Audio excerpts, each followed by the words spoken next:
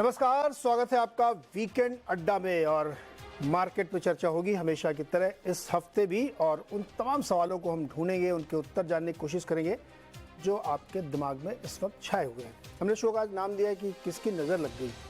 अब बिल्कुल new high के पास पहुंच के वो फिर से नीचे आ गया, तो ऐसा लगता नहीं इसे कृपा कहीं रुकी हुई है, अटक गई। वो कहाँ अटकी है उसी पे आज बातचीत होगी।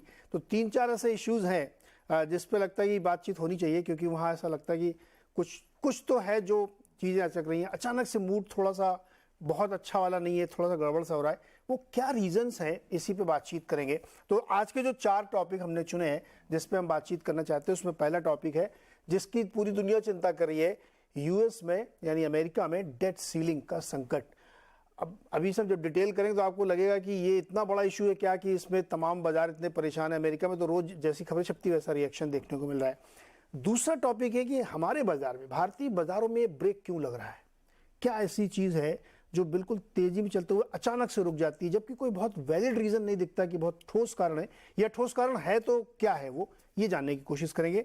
तीसरा विषय है करेंसी, जो मुझे लगता है बहुत सीरियस है। देखिए, हमारा रुपया काफ़ी वीक हुआ है डॉलर के सामने। यूएस में आप डॉलर इंडेक्स देखें तो वो भी काफ़ी ऊपर जा रहा है।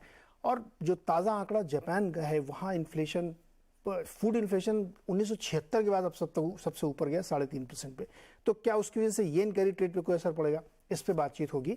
और चौथा विषय, म्यूचुअल फंड इंडस्ट्री के लिए सेबी ने एक कंसल्टेशन पेपर जारी किया है, और उनका मानना यह है कि जो एक्सपेंस रेशियोज हैं उसको रिस्ट्रक्चर करना चाहिए, वो बहुत ज़्यादा है, उसमें कई चीज़ें शामिल करनी चाहिए, कम करना चाहिए। तो इस पर भी बातचीत होगी। तो इन चार विषयों पर हम लोग बातचीत करेंगे। और हमारे साथ जो आज मेहमान है, तो of course Sunil Subramaniam sir हमारे साथ हैं, जो सुंदरम म्यूचुअल फंड के मैनेजिंग डायरेक्टर सीईओ हैं। और चूंकि म्यूचुअल फंड का एक स्पेसिफिक इशू है तो उस पर डिटेल में जरूर उनसे बातचीत होगी।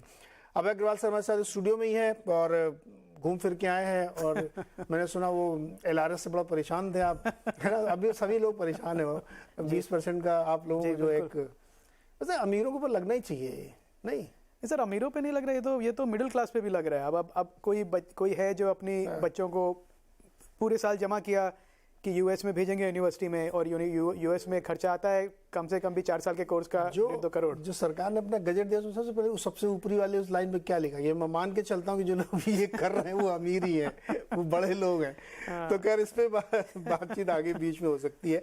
गौतम बेद जी हमारे साथ है, अमेरिका से खासतौर पर भारत दौरे पर हैं।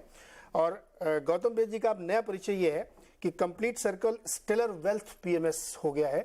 जो पहले सिर्फ स्टेलर वेल्थ था, अब वो कंप्लीट सर्कल के साथ मिलके हुआ है। तो ये इनका नया परिचय है, उसके ये इक्विटी एडवाइजर और हेड है।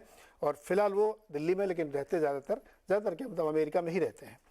और अभिषेक अग्रवाल जी हैं, जो हमारे पड़ोसी हैं, हमारे दफ्तर के आसपास ही रहते हैं, मैनेजिंग डायरेक्टर पार्टनर है रॉकस्टार्ट कैपिटल के। और अभिषेक जी की बड़ी पैनी नज़र मार्केट में रहती है, तो जो बहुत सारे सवाल हैं वो अभिषेक जी से भी चर्चा होगी।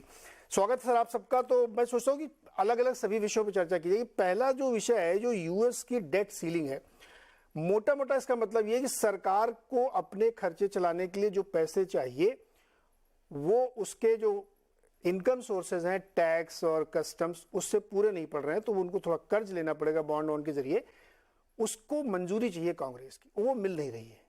क्यों नहीं मिल रही है, और अगर नहीं मिली तो 1 जून को क्या होगा, ये मैं समझना चाहता हूँ। गौतम भाई जी क्या होगा, और पहली बात तो मिल क्यों नहीं रही, क्या है डेट सीलिंग का इतना झंझट क्यों हो रहा है? लिविल जी, ये कोई नया विषय नहीं है अमेरिका में। 1960 से लेकर आज तक ये डेट सीलिंग 78 टाइम्स इंक्रीज की गई है।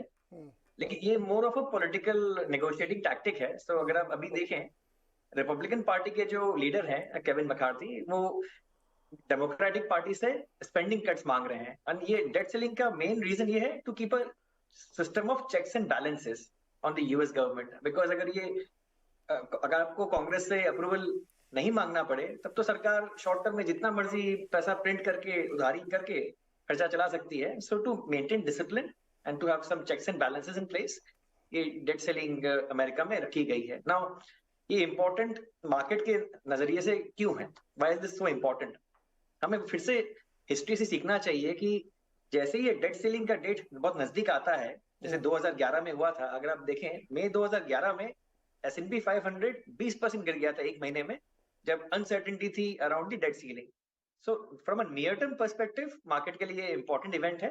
और अगर आप एक फंड मैनेजर हो तो और अगर आपके पास इनकमिंग क्लाइंट के पैसे आ रहे हैं तो right now I think you should just wait for a few weeks. आपको कुछ हफ्ते वेट करने चाहिए बिफोर डिप्लॉइंग दैट मनी, क्योंकि आपको कुछ अच्छे भाव मिल सकते हैं स्टॉक्स में निवेश करने के लिए ओवर द नेक्स्ट 2 वीक्स। तो ये काफी इंपॉर्टेंट इवेंट है from a near term perspective, but eventually मेरे हिसाब से ये पास हो जाएगा, क्योंकि अगर ये पास नहीं होगा तो it will be very catastrophic for the US economy, because फिर आप सरकारी अफसरों को, सरकारी मजदूरों को उनको पेमेंट कर नहीं पाएंगे, फिर आपको मास ले ऑफ करने पड़ेंगे, जो पिछले कई दशक में हुआ नहीं आज तक। सो मेरे हिसाब से ये इवेंचुअली पास हो जाएगा, लेकिन अगले 2 हफ्ते के लिए शॉर्ट टर्म वॉलेटिलिटी रह सकती है। अच्छा।